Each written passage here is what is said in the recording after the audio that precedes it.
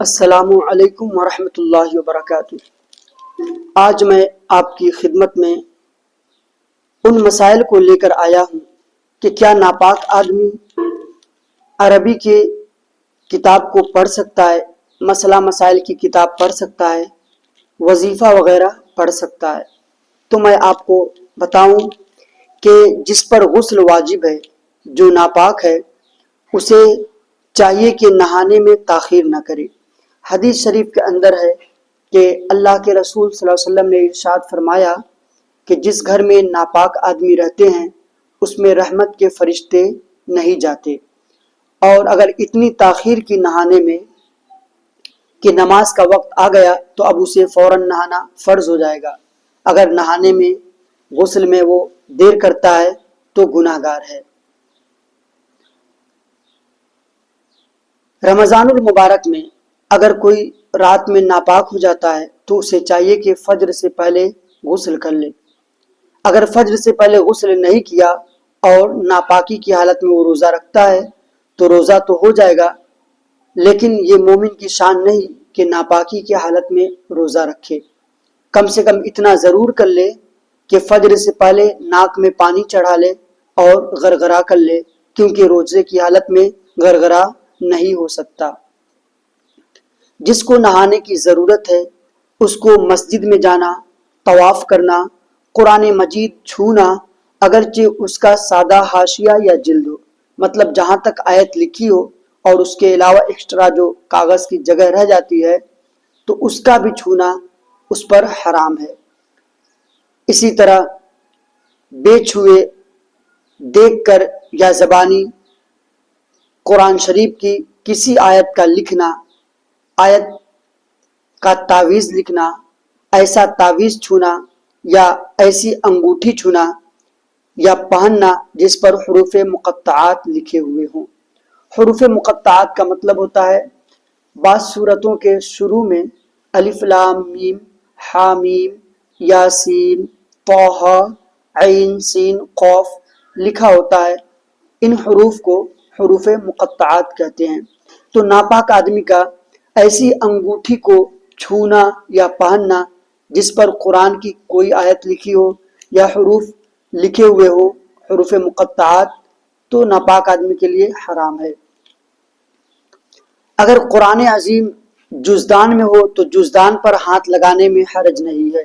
یوں ہی رومال وغیرہ کسی ایسے کپڑے سے پکڑنا جو اس کے تابع نہ ہو۔ تابع نہ ہونے کا مطلب یہ ہے کہ اس کے بدن پر وہ نہ پہنے ہوا ہو۔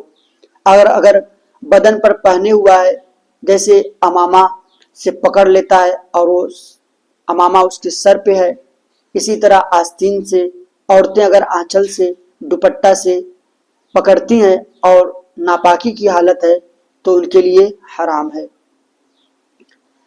مسئلہ اگر قرآن کی آیت دعا کی نیت سے یا برکت حاصل کرنے کے لیے، تلاوت کی نیت سے نہیں، دعا کی نیت سے یا برکت حاصل کرنے کے لیے قرآن کی آیت کوئی پڑھتا ہے اور وہ ناپاک ہے، جیسے بسم اللہ الرحمن الرحیم، یا شکریہ ادا کرنے کے لیے الحمدللہ رب العالمین، یا چھینک کے جواب میں، یا کوئی پریشان خبر سن کر انا للہ و انا الیہ راجعون پڑھتا ہے، یا سورہ فاتحہ پڑھتا ہے، یا آیت الکرسی پڑھتا ہے، یا سورہ حشر کی آخر کی 3 آیتیں پڑھتا ہے، تو اس میں اس کو حرج نہیں ہے۔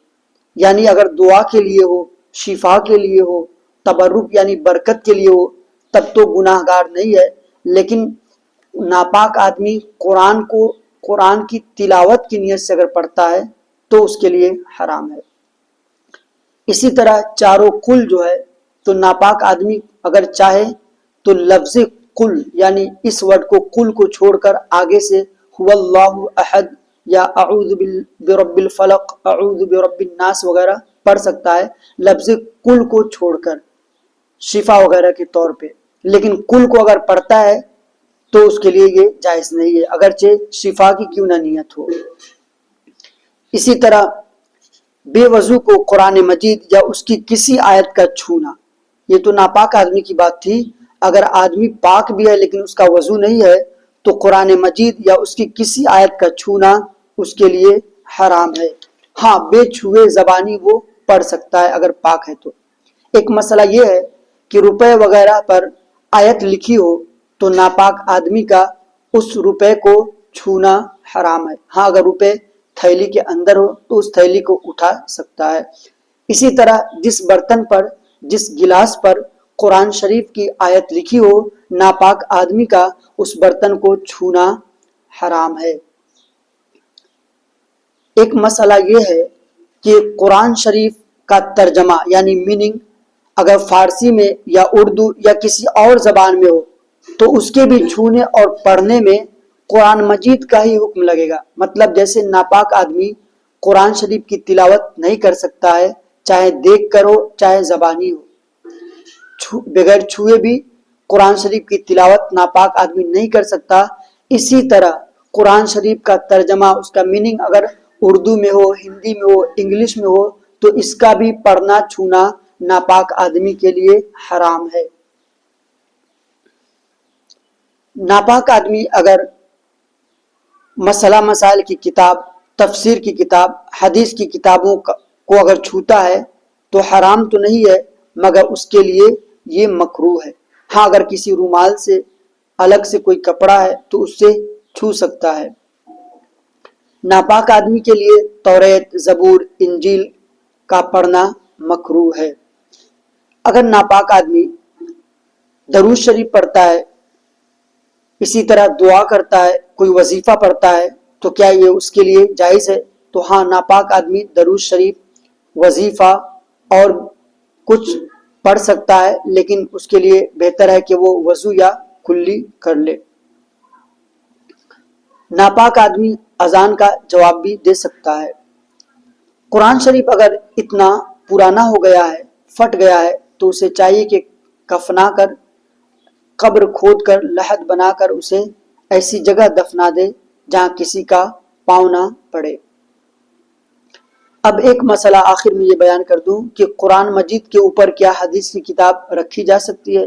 کیا قرآن شریف کے اوپر تفسیر کی کتاب رکھی جا سکتی ہے؟ تو نہیں، سب سے اوپر قرآن شریف ہوگا، پھر اس کے نیچے تفسیر کا مرتبہ ہے، پھر اس کے نیچے حدیث کی کتاب ہوگی، اور پھر اس کے نیچے اور مسئلہ مسائل کی کتاب ہوگی جس کا جیسا مرتبہ ہے۔ یہاں تک کہ کتاب پر کوئی چیز نہ رکھی جائے، قلم بھی نہ رکھی جائے کتاب پر، حتیٰ کہ یہ بھی لکھا ہوا ہے کہ جس صندوق میں کتاب شریف رکھی ہوئی ہے اس کے اوپر بھی کوئی چیز نہیں رکھنا چاہیے۔ امید کرتا ہوں کہ آپ کو یہ مسائل سمجھ میں آئے ہوں گے۔ السلام علیکم ورحمۃ اللہ وبرکاتہ۔